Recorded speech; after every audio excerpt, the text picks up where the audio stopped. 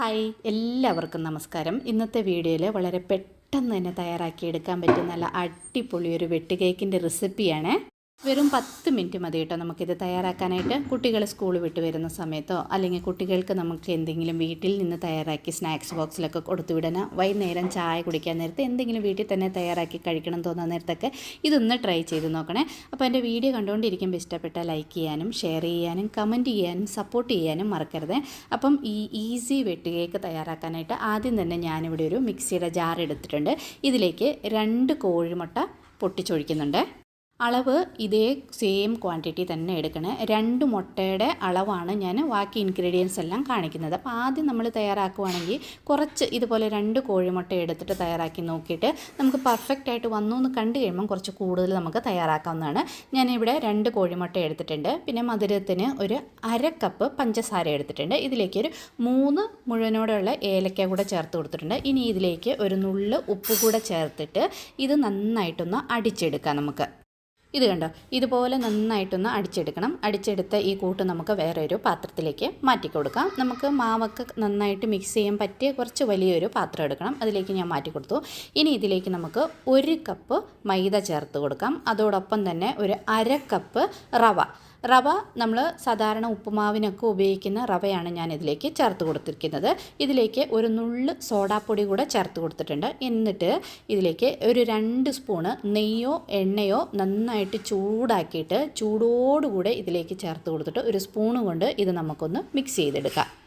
ഇതിങ്ങനെ മിക്സ് ചെയ്യാൻ നേരത്ത് കുറച്ച് നമുക്ക് വെള്ളം കൂടുതലാണെന്ന് തോന്നുവാണെങ്കിൽ ഇതിലേക്ക് നമുക്ക് കുറേശ്ശെ പൊടിയിട്ട് മിക്സ് ചെയ്ത് ഇത് നമ്മൾ ചപ്പാത്തിക്കൊക്കെ മാവ് കുഴയ്ക്കുമല്ലോ, ആ ഒരു കൺസിസ്റ്റൻസിയിൽ ആക്കിയെടുക്കാം. അപ്പം നമ്മൾ ഇതിലേക്ക് ഒട്ടും തന്നെ വെള്ളം ചേർത്തിട്ടില്ല. ചില മുട്ട, ഇപ്പോൾ ചില വലിയ മുട്ടയോ ചെറിയ മുട്ടയൊക്കെ ആണെങ്കിൽ കുറച്ച് വെള്ളത്തിൻ്റെ അംശം കൂടിയ പോലെ തോന്നും. അപ്പം നമ്മളിത് മിക്സ് ചെയ്ത് കഴിഞ്ഞിട്ട് നമുക്ക് ഇതിലേക്ക് പൊടി വേണമെന്നുണ്ടെങ്കിൽ കുറേശ്ശെ, അധികം പൊടി ഒറ്റയടിക്ക് ഇടരുത്, കുറേശ്ശെ പൊടി ഇട്ടിട്ട് വേണം നമ്മൾ ഇതുപോലെ ഒന്ന് മിക്സ് ചെയ്ത് ചപ്പാത്തിക്കൊക്കെ നമ്മൾ മാവ് കുഴയ്ക്കുമല്ലോ അതുപോലെ ഇതൊന്ന് ആക്കിയെടുക്കണം. ഞാനിപ്പോൾ ഒരു 1/4 കപ്പ് കൂടെ മൈദപ്പൊടി ഇതിലേക്ക് ചേർത്ത് കൊടുത്തിട്ടുണ്ട്.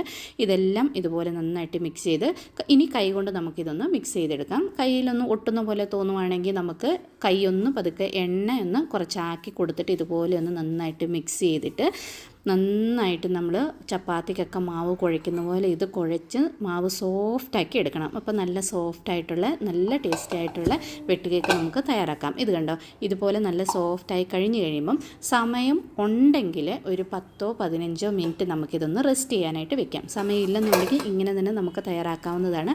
ഞാനിപ്പോൾ ഒരു 10 മിനിറ്റ് ഇത് റെസ്റ്റ് ചെയ്യാനായിട്ട് വെക്കുന്നുണ്ട്. 10 മിനിറ്റ് കഴിയുമ്പോഴത്തേനും ഒന്നുകൂടെ ഒന്ന് മാവ് നമുക്ക് സോഫ്റ്റായിട്ട് കിട്ടും. സമയം അധികം ഇല്ലെന്നുണ്ടെങ്കിൽ നിങ്ങൾക്ക് അത് റെസ്റ്റ് ചെയ്യാൻ വെക്കണമെന്നില്ല, അപ്പം തന്നെ നമുക്കിത് ഫ്രൈ ചെയ്ത് എടുക്കാവുന്നതാണ്. ഇനി ഈ മാവ് ഇതുപോലെ കുറേശ്ശെ മാവ് എടുത്തിട്ട് ഒന്ന് ലൈറ്റായിട്ട് ഇതുപോലെ ഒന്ന് റൗണ്ട് ഷേപ്പാക്കി എടുക്കാം. അധികം പ്രസ് ചെയ്ത് വലിയ ഷേപ്പ് ആക്കേണ്ട കാര്യമൊന്നുമില്ല. അത് എണ്ണയിലേക്ക് ഇട്ട് കഴിയുമ്പോൾ ഈ കട്ട്സൊക്കെ വീഴും. അപ്പോൾ ഇതുപോലെ കുറേശ്ശെ മാവ്, അധികം വലിയ ബോൾസ് ആക്കരുത്. നമ്മൾ എണ്ണയ്ക്കകത്ത് ഇട്ട് കഴിയുമ്പോൾ അത് കുറച്ച് വലുതാകാം, അപ്പോൾ ഒത്തിരി വലുതാകാം. അപ്പോൾ ചെറിയ ചെറിയ ബോൾസ് ആക്കിയിട്ട് ഇതുപോലെ ഒന്ന് എല്ലാം ഒന്ന് ഒരു പ്ലേറ്റിലേക്ക് ആക്കി മാറ്റി വയ്ക്കാം. എന്നിട്ട് വേണം നമ്മളിത് എണ്ണയ്ക്കകത്തിട്ടൊന്ന് ഫ്രൈ ചെയ്തെടുക്കാനായിട്ട്. ഇവിടെ ഞാൻ എണ്ണ ചൂടാക്കാനായിട്ട് വെച്ചിട്ടുണ്ടായിരുന്നു. എണ്ണ നന്നായിട്ട് ചൂടാവണം. നന്നായിട്ട് ചൂടായി കഴിഞ്ഞിട്ട് നമ്മളിത് എണ്ണയിലേക്ക് ഇടുന്നതിന് മുമ്പ് സ്ലോ ഫ്ലെയിമിൽ വെച്ചിട്ട് വേണം ഇത് എണ്ണയിലേക്ക് ഇട്ട് കൊടുക്കാൻ, അല്ലെങ്കിൽ ഒറ്റയടിക്ക് തന്നെ പുറം ഭാഗം കറുത്തു പോകും. അപ്പോൾ സ്ലോ ഫ്ലെയിമിൽ വെച്ചിട്ട് നമ്മൾ തയ്യാറാക്കി വെച്ചിരിക്കുന്ന വെട്ട് കേക്കെല്ലാം എണ്ണയിലേക്ക് ഇട്ട് കൊടുത്തിട്ട് ഇതുപോലെ ഒന്ന് മിക്സ് ചെയ്ത് കൊടുക്കണം. അപ്പോൾ 2 സൈഡ് മാറി മാറി ഇതായി ലോ ഫ്ലെയിമിൽ തന്നെ നമ്മളിത് ഫ്രൈ ചെയ്തെടുക്കാൻ ശ്രദ്ധിക്കണേ, അല്ലെങ്കിൽ ഉൾഭാഗം വേഗില്ല, പുറം ഭാഗം പെട്ടെന്ന് തന്നെ കറുത്തു പോകും. എന്നിട്ട് ഇപ്പോൾ തന്നെ നമുക്കത് കാണാൻ പറ്റും, ഇങ്ങനെ വെഡ്സ് നമ്മുടെ ആ കട്ട്സ് എല്ലാം കേക്കിൽ ഇതുപോലെ വരുന്നത്. വേഗം തോറും ഇതുപോലെ ഇങ്ങനെ ചൂട് പോകും തോറും ഇതിങ്ങനെ പൊട്ടി നല്ല വെട്ട് കേക്കിൻ്റെ ഷേപ്പിലായിട്ട് കിട്ടും. ഇങ്ങനെ മിക്സ് ചെയ്ത് എല്ലാം നന്നായിട്ട് വെന്ത് കട്ട്സൊക്കെ വീണ് ഒരു ഗോൾഡൻ ബ്രൗൺ കളറായി കഴിയുമ്പോൾ നമുക്കിത് എണ്ണയിൽ നിന്ന് എടുക്കാവുന്നതാണ്. ഇത് കണ്ടോ, നമ്മുടെ അടിപൊളി സൂപ്പറായിട്ടുള്ള വെട്ട് കേക്ക് ഇവിടെ റെഡി ആയിട്ടുണ്ട്. ഒരു പ്രാവശ്യമെങ്കിലും ഇതൊന്ന് ട്രൈ ചെയ്ത് നോക്കണേ.